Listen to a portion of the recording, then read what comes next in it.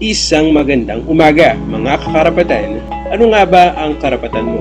Isa itong channel na nagbibigay kaalaman sa bawat Pilipino. Sa kanilang karapatan, kahit anong batas ay ating ipapaliwanag upang ikay maging ligtas at hindi maisahan ni naman. Sino ba ang maaaring pumalit sa presidente kung ito'y nawala o napaalis sa kanyang posisyon?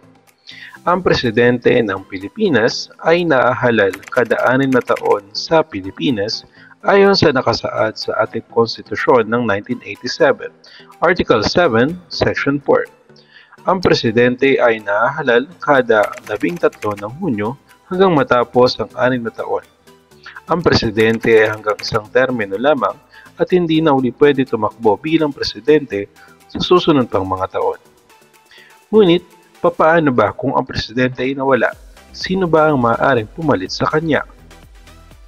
Ayon sa ating batas ng 1987 Constitution, Article 7, Section 8, in case of death, permanent disability, removal from office as impeachment, resignation, the Vice President shall become the President to serve the unexpired term. Kung ang Vice Presidente ay wala ring kakayanan, ang Presidente ng Senado ang pwedeng pumalit sa Vice Presidente at Presidente bilang Presidente ng ating bansa. At kung ang Presidente ng Senado ay wala ring kakayahan, ang Speaker of the House Representative at mag-a-act as a President ng bansang Pilipinas hanggang matapos ang kanyang termino hanggang mag-eleksyon. Ano ba ang ibig sabihin? Kung ang Vice Presidente ay walang kapasidad upang maging Presidente, ang Presidente ng Senado ang mauupo.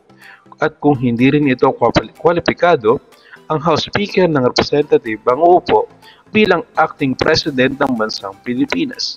Ang Vice Presidente na ang naupo bilang Presidente, paano naman at sino ang uupo bilang Vice Presidente ng Pilipinas? Ang Kongreso ay magbobotohan kung sino ang pwedeng pumalit mula sa Senado at Representative ng Kongreso bilang maging Vice Presidente ng Pilipinas. Iyon lamang. Kung nagustuhan nyo ang video, maaari natin itong i-like, i-share at i-subscribe ang ating channel. Ayun lamang, maraming salamat.